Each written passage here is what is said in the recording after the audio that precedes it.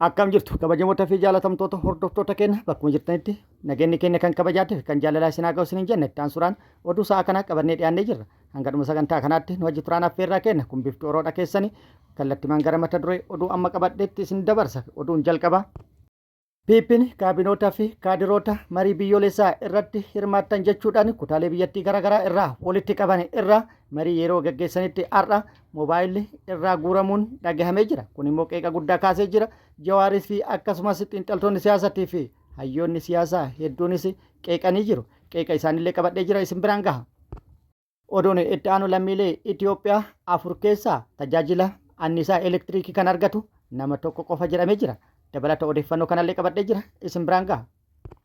Oduun itti aanu lolli loltoota PPT fi waraana bilisummaa Oromoo gidduutti zoonilee Oromiyaa garaagaraa keessatti gaggeeffamaa jiru akkuma itti fufetti jira.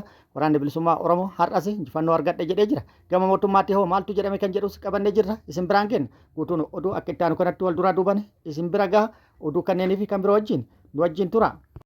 Har'a hirmaattota kutaalee biyyattii garaagaraa irraa walitti qabuudhaan marii biyyoolessaa jechuudhaan bilxiginnaan gaggeessaa jirtu irratti hirmaatan irraa bilbila guuruun gara galmaatti seensisan jedhamee jira. Piippiin marii koomishinii biyyoolessaa jechuudhaan deeggartoota fi kaabinoota isaanii yookaan miseensota isaanii hedduu kutaalee biyyattii garaagaraa irraa walitti qabuudhaan gara Finfinnee fiduudhaan walgahii baatii tokkoof turu gaggeessuu jalqabanii jiru. Akkuma kana dura isiniif gabaafnetti baay'inni namoota marii yookaan immoo walgahii kanarratti hirmaatanii 4,000 ol jedhamee jira. Har'a miseensota walgahii kanarratti hirmaatan irraa bilbilli guurame jedhamee jira. Kun immoo qeeqa bal'aa kaasee jira. Ogeeyyii siyaasatii fi xiinxaltoota siyaasaa hedduun qeeqa kan kaasan yoo ta'u inni tokko xiinxalaa siyaasaa Jawaar Mohammadidha. Jawaar Mohammad akkana jechuudhaan qeeqee jira. Jawaar Mohammad ajab jechuudhaan qeeqa isaa kan eegale yoo ta'u mariin biyyoolessaa by definition iccitiin hin gaggeeffamu ture. Marii biyyoolessaa jechuudhaan mariin erga gaggeeffame dhimmi mari'atamu dhimma biyyaati. Dhimma biyyaa dhoksaadhaan mari'atuun immoo waan hin taanee fi hin danda'amnedha. Waan hirmaattonni mari'atan uummanni silaa isaan bakka bu'an suni kallattiidhaan dhagayuun yookaan immoo dhaga'uu qaban dhaganii duubdeebii yookaan fiidbaak kennuu qaban. Inumaayyuu mariin gaggeeffamu marii biyyoolessaati erga jedhanii dhimma biyyoolessaa laayivii uummataaf gadi dhiisuun mariin gaggeeffamuu qaba ture. Ta'uu ka qabu bilbila guuruu miti silaa miidiyaaleef banaa ta'e laayivii darbuu qaba ture. Kanaan ala mariin gaggeeffamu marii shiraati. Kun immoo kan itti milkaa'an hin ta'u. Gabaabumatti mariin gaggeessaa jiran marii koomishinii biyyoolessaa dahoo godhatuudhaan marii shiraati. Kuni daba itti jiran kana iccitiidhaan raawwanna jedhanii yoo yaadan akkanumaan haafayan jechuudhaan dubbate Jawaar Mohammad. Akkanumattis ta'e walgahii nama 4,000 dhiisati kan koree hojii raawwachiistuu isaaniitu yoosuu ergama yookaan isaan jalaa baha. Marii koree giddu galeessaa nama muraasaan gaggeeffamu iccitii isaanii eeguu hin dandeenye. Marii nama 4,000 kutaalee biyyattii garaagaraa irraa fidan moobaayila irraa guuruudhaan iccitii eeguun ni danda'ama jechuudhaan gaafatee jira Jawaar Mohammad. Gama biraatiin immoo fayyadamtoonni miidiyaatii fi akkasumas miidiyaalee garaagaraattii fi xiinxaltoonni biroollee yaada kennanii durumaayyuu marii kana erga marii biyyoolessaati jedhame eenyutu mari'ata? Qaamonni irratti mari'atuu qaban yookaan marii kana irratti hirmaatuu qaban irratti hirmaatanii jechuudhaan hedduun gaafii gaafatu. Hirmaannaa taasifame kanaan wal qabatee marii biyyoolessaati erga jedhame qaamni marii biyyoolessaa irratti hirmaatu qaamota yaada garaagaraa qaban kan akka dhaabbilee siyaasaa qaamota hidhatanii qabsoo keessa jiran kanneen hammate ta'uu qaba jechuudhaan dubbatamee jira. Garuu marii kanarratti dhaabbileen siyaasaa tokkolleen irratti hin hirmaanne jedhamee jira. Akkasumas qaamonni hidhatanii naannolee garaagaraa keessatti mootummaa waliin wal lolaa jiran kan irratti hirmaatan hin jiru jedhamee jira. Kaabinootaa fi kaadiroota miseensota PP walitti qabuudhaan harka dhoofsisuun marii biyyoolessaa gaggeessaa jirra jechuun safuudha jechuudha.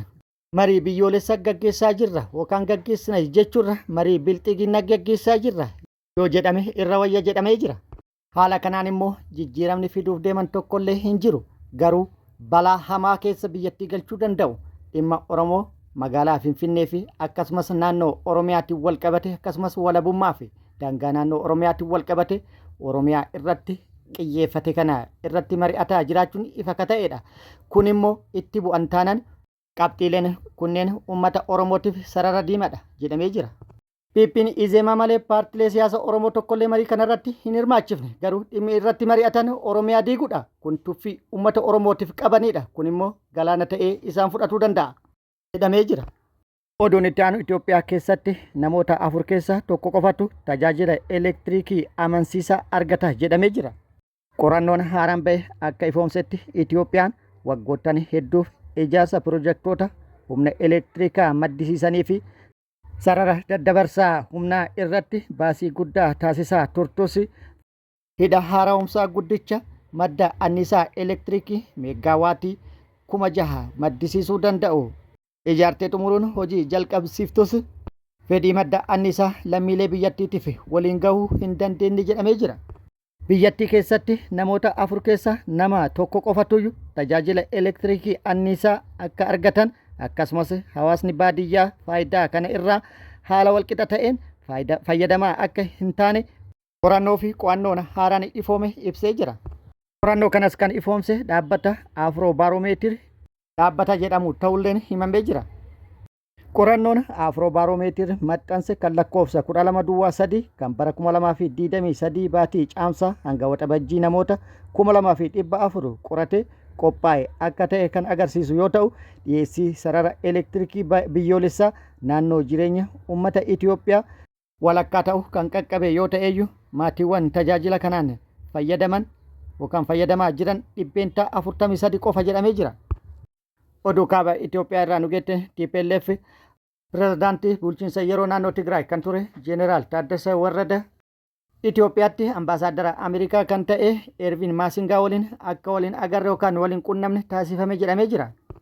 Ambaasaadara Ervin Maasingaan imalli gara Maqaleetti taasisuuf ture 2 erga jala haqame booda guyyaa kaleessaa gara Maqalee imalee jira. Ambaasaadara Ervin Maasingaan TPLF lola akka hin jalqabne waliin mari'ate jedhamee jira. Kana boodas pirezidaantii yeroo naannoo Tigraay kan ture Jeneraal Taaddasee Warrada wajjinis marii gaggeessuuf ture. Humnoonni nageenyaa Tigraay Jeneraal Taaddasee Warrada ambaasaadara Ervin Maasingaa waliin akka waliin argine taasisan jedhamee jira. Kana boodas mariin ambaasaadara Ervin Maasingaa fi Jeneraal Taaddasee Warrada waliin taasisuuf ture osoo hin milkaa'in hafuun gabaafamee jira. Oduun itti aanu lolli loltoota mootummaatti waraana bilisummaa Oromoo gidduutti zoonilee Oromiyaa garaagaraa keessatti gaggeeffamaa jiru akkuma itti fufetti jira. Waraanni bilisummaa Oromoo tibbana fufteedhaan godinaalee fi akkasumas zoonilee garaagaraa keessatti loltoota PP waliin lola cimaa gaggeessaa turuu beeksisee jira. Lola bakkoota garaagaraatti loltoota PP irratti gaggeessaa tureen miidhaa guddaa kan qaamatii fi kan lubbuu loltoota PP irratti dhaqqabsiisuun hedduu addunyaa kanarraa godaansee hedduu madeessuun hedduus boojee mooraalee waraana PP hedduus hojiin ala taasisuun injifannoo argadhe jedhee jira. Gama biraatiin immoo waraanni bilisummaa Oromoo miseensonni waraana bilisummaa Oromoo kana dura karaa nagaa filanna lola hin barbaannu jedhanii mootummatti harka kennatanii turan deebi'anii waraana bilisummaa Oromoo waliin lola gaggeessaa jiraachuu waraanni bilisummaa Oromoo beeksisee jira. Haaluma kanaan lixa Oromiyaatti har'a isaan kenneen sochii irra turan irratti tarkaanfii fudhatu beeksisee jira. Lixa Oromiyaa godina Wallagga lixa aanaa Beegii ganda Qarbaachoo iddoo addaa gaara beessaa jedhamutti waraanni bilisummaa Oromoo loltoota miseensa waraana bilisummaa Oromoo turanii fi mootummaa PP'tti harka kennatanii galanii booda deebisanii waraana bilisummaa Oromootiin akka lolaan bobbaafaman har'a baajaajii 2 fi motorsaayikilii 2 fudhatanii yeroo isaan bobba'anitti yeroo isaan ganda lalistuu loophitti imalaa turanitti faaxee itti hidhuudhaan haleellaa irratti raawwateen loltoota motorsaayikilii 2 yookaan doqdoqqee 2 fi baajaajii 2 imalaa turte guutumaan guututti baajaajii fi motorsaayikilii isaanii waliin hojiin ala taasisuu waraanni bilisummaa Oromoo beeksisee jira. Haleellaa hadhee hidhuudhaan irratti raawwate kanaan hedduu isaanii addunyaa kanarraa godaansisuun akkasumas meeshaalee waraanaallee irraa hiikkatu waraanni bilisummaa Oromoo beeksisee jira. Dabalata odeeffannoo kana yeroo itti aanutti qabannee kan dhufnu ta'a yookaan akkuma nu ga'een kan isin biraan geenyu ta'a. Haaluma wal fakkaatu waraanni bilisummaa Oromoo zoonii kibba baha Oromiyaa Arsii bahaa aanaa Hasakootti loltoota PP irratti haleellaa raawwatuu fi injifannoo irratti argatu beeksisee jira. Tibba kana aanaa Hasakoo bakkoota garaagaraatti haleellaa loltoota PP irratti raawwataa kan turee fi guyyaa 2 dura yookaan gaafa adoolessa 13 2026 aanaa Hasakoo ganda Haroo Alee iddoo addaa Laaftoo jedhamutti mooraa waraana mootummaa argamu irratti halkaniin itti seenuudhaan haleellaa irratti raawwatuun miidhaa guddaa kan qaamatee fi kan lubbuu loltoota PP irratti dhaqqabsiisuun hedduu immoo keessaa yaasuudhaan mooricha guutumaan guututti to'atuu fi injifannoo irratti argatu waraanni bilisummaa Oromoo beeksisee jira. Haleellaa mooricha loltoota PP irratti halkaniin itti seenuun irratti raawwate kanaan loltoota PP 3 battalumatti addunyaa kanarraa godaanse 8 immoo madeessuun kanaafti guutumaan guututti mooricha keessa yaasuun moorichas guutumaan guututti hojiin ala isa taasisu waraanni bilisummaa Oromoo beeksisee jira. Haleellaa raawwate kanaan meeshaalee waraanaatii fi qophiilee waraanaa hedduus hiikkadhe jedhee jira. Ittuma fufuudhaan waraanni bilisummaa Oromoo achuma aanaa Hasakotti gaafa adoolessa 14 2026 guyyaa tokko dura jechuudha loltoota PP irratti haleellaa raawwatuun miidhaa guddaa irratti dhaqqabsiisuun injifannoo irratti argadhe jedhee jira. Loltoota PP maqaa sakattaa waraana bilisummaa Oromoo jedhuun bobbaatee waraana bilisummaa Oromoo barbaaddee itti dhayxe achuma aanaa Hasako ganda dirree Odaa iddoo addaa Odaa Sadeen jedhamutti hattee itti hidhuudhaan haleellaa irratti raawwateen miidhaa guddaa kan qaamatee fi kan lubbuu irratti dhaqqabsiise jedhee jira. Humna guddaa fi meeshaalee gurguddaa deeggaramuudhaan hanga funyaanii hidhatee maqaa sakattaa waraana bilisummaa Oromoo jedhuun bobba'ee barbaadee itti dhaqe kana haleellaa irratti raawwate 5 battalumatti addunyaa kanarraa godaansee 3 immoo madeessuun kan hafte baqachiisuun bittinneesse jedhamee jira. Gama mootummaatti bakkoota lolli itti gaggeeffame kanaan wal qabatee odeeffannoo argachuu hin dandeenye ta'ullee mootummaan oopereeshinii bal'aa guutuu Oromiyaa keessatti gaggeessuuf humna bal'aa yookaan guddaa hidhannoo gurguddaa waliin bobbaasaa jira jechuudhaan maddeen odeeffannoo garaagaraa gabaasanii jiru. Humnoonni mootummaan bobbaasellee namoota nagaa irratti bakkoota garaagaraatti haleellaa raawwataa jiran cimsanii itti fufuun lubbuu namoota hedduu galaafataa jiraachuun dhagahamee jira. Lixa Shaggaritti haadha daa'imman 3 takka irratti haleellaa raawwataniin lubbuu isii galaafatanii jira. Harargee lixaatti yoo xiqqaate namoota 7 ajjeefamuun maddeen odeeffannoo garaagaraatiin gabaafamee jira.